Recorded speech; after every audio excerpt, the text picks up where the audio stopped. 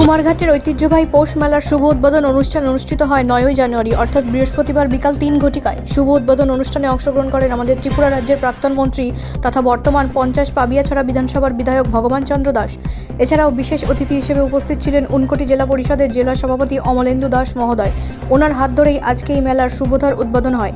আজকের এই স্মরণীয় অনুষ্ঠানের অংশ হতে পেরে আমরা সকলেই অত্যন্ত আনন্দিত ও গর্বিত। স্থানীয় শিল্পী, সংস্কৃতি প্রেমী মানুষ এবং বিভিন্ন সংগঠনের সক্রিয় অংশগ্রহণে এই মেলা শুধু একটি উৎসব নয়, এটি আমাদের সমাজ, সংস্কৃতি ও ঐতিহ্যের এক অমূল্য পরিচয় বহন করে। আমাদের লোক সংস্কৃতি ও শিল্পকে নতুন প্রজন্মের সামনে তুলে ধরতে এই মেলা গুরুত্বপূর্ণ ভূমিকা রাখবে। এলাকার মানুষের উৎসাহ সহযোগিতা এই আয়োজনে নতুন মাত্রা যোগ করেছে। এছাড়া ওই দিনের উদ্বোধনী অনুষ্ঠানে কুমারঘাটের বিশিষ্ট নৃত্যশিল্পী অভিজিৎ দেব মহাশয় এবং ওনার দলের ওনার ছাত্রছাত্রীদের সহযোগিতায় এই অনুষ্ঠানটিকে আরও সুন্দর করে তুলেছে।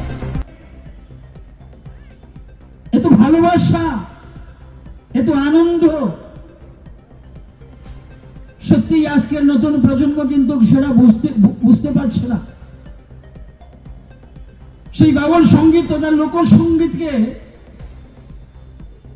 জিয়ে রাখার জন্য, বাঁচিয়ে রাখার জন্য আমরা রাজ্যের বিখ্যাত বাউল সঙ্গীতদেরকে আমন্ত্রণ জানিয়েছি এবং প্রতিদিন দুজন করে বাউল সঙ্গীত এই মঞ্চে ওনাদের সুমধুর কণ্ঠে বাউল সঙ্গীত পরিবেশন করবেন, আমরা সেটা শুনব।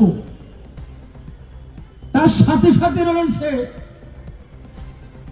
আমাদের রাজ্যের অনেক খ্যাতনামা